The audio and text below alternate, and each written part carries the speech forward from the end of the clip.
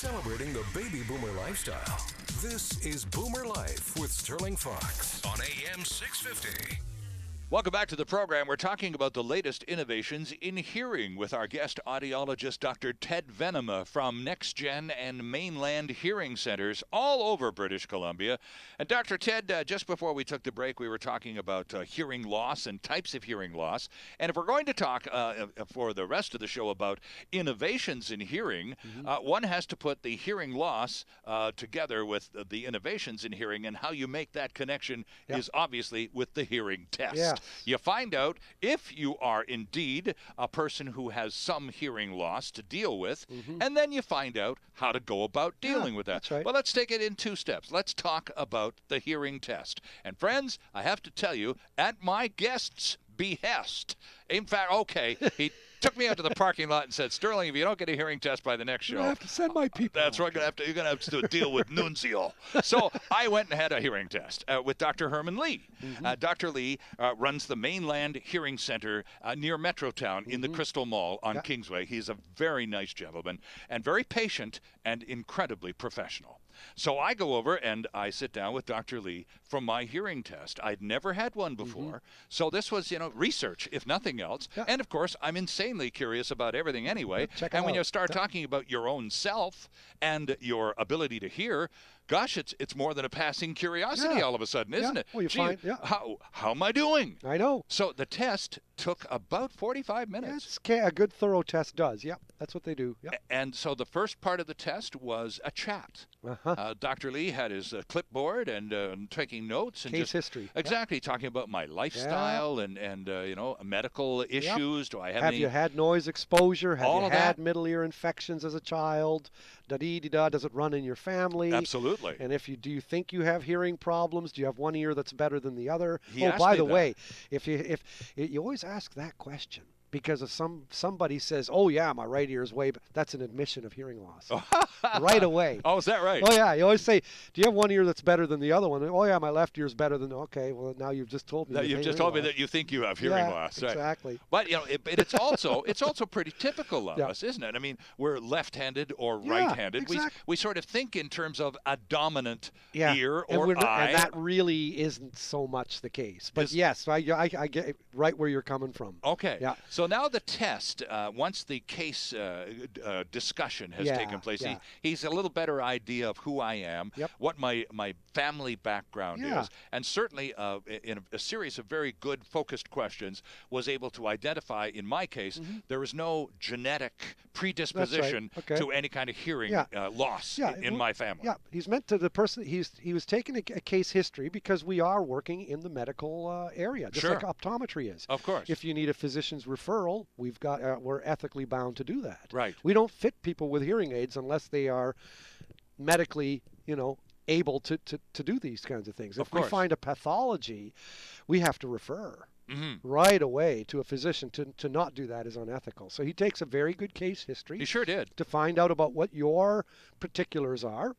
And then you proceed to do the hearing test. I did, and then I had to go into a small room. It wasn't completely soundproof, but it certainly felt that way. Yeah, they're sound treated. Right, and so I'm now in a basic. I'm gonna say a soundproof room, and you know what I mean. Sure. Okay, so I'm in a soundproof room, and I put on headsets. That's right. And then I'm asked to signal when I hear noises. That's right. And then he starts playing a whole series of tones. That's right. And they start out with, they'll test you at bass, mids, and trebles. Right. We usually start in the middle, in the mid frequencies. And then I present a tone so that you are well able to hear it. You either raise a hand or push a button. Which I had a button, actually. Yeah. I had a button. And you're on the other side of a glass wall. Right. Okay. And then on my audiometer, my thing that I'm presenting tones to, I can see when you've pushed that button. There's a light. Right. So I present the tone. You hear it. You let me know. I make it softer. You let me know. I make it softer. You still click the butt light. I make it softer. You don't. I make it louder. You do. I go make it softer again. You don't. I make it louder. You do. Boom. That's your hearing threshold. Oh, that's the your maximum hearing level. I can hear. Okay. That's the softest you can hear. Right. We're always trying to find out the softest you can hear. Right. So we descend from a level that's very audible to you And then you get what you're listening for, and you get what you're listening for, and we make sure not to do it in a rhythm. We don't want you catching a rhythm. And you only do one ear at a time. And one ear at a time, because Right. one ear could be different than the other, Absolutely. of course. Yeah. And then we start at a different frequency or a different pitch, and we do the same thing. And we end up with a tracing on what we call an audiogram, which is a graph. Right. And it'll have X's and O's. The O's will be your right ear. The X's represent your left ear. Okay. And then we tell how far down on the chart those are in decibels, and that indicates the degree of hearing loss you have for both ears at all the different pitches tested. Does that eventually, Dr. Ted, represent the prescription Yes. for the hearing aids? Yes, it does. Provided now that that's, when we rule that that's due to the inner ear, and that you don't need a medical referral. Okay. You know, all other lights green. Mhm. Yes, then that is the basis upon which we tune your hearing aids. Okay. So if you have a hearing loss in the treble and good hearing in the bass, we make sure the hearing aid gives you very little bass and gives you more treble. Right. And you don't, there aren't hearing aids that you buy specifically that have enhanced bass response No. or treble response. They're all really. basically the same. It's a Yeah. question of tuning Yeah. each That's right. each hearing aid Yeah. to the needs of the user. Yes, and they're tuned on a computer. They're all hearing aids are all digital. Okay. They're all digital. And so they're programmed on a laptop or on a desktop top computer, sometimes by hard wire, sometimes via Bluetooth. But it's all, you can sculpt and shape the frequency response of a hearing aid. It's the way its sound is put into your ear. We can shape that to match the particular needs of your particular ear on that audiogram test. Now, there was one part of my test, Yeah. and you referred to it earlier in our conversation today, that I'm still not sure why it was done. Okay, what's okay? that? Now, this is, he took a device Yep.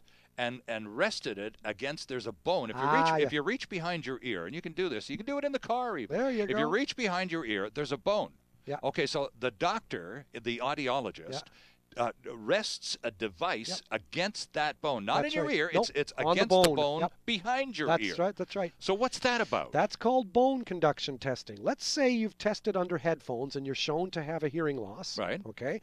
Now the audiologist or hearing instrument practitioner takes off the headphones, puts that thing on the bone behind your ear, and delivers the same tones, but this time through the bone to your inner Rather ear. than an earphone. Yeah, because when you're doing that, you're bypassing the outer ear and you're bypassing the middle ear. You're sending the sound straight from the skull to the inner ear, the cochlea. Okay. Now, let's say you had a hearing loss through the headphones, but when he tested you with bone conduction, you had normal hearing. Right. Bingo, you've got a conductive hearing loss. Oh. Go to a doctor.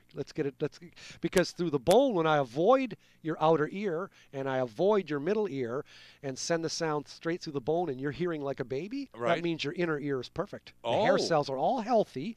You've just got a blockage blocking sound from headphones.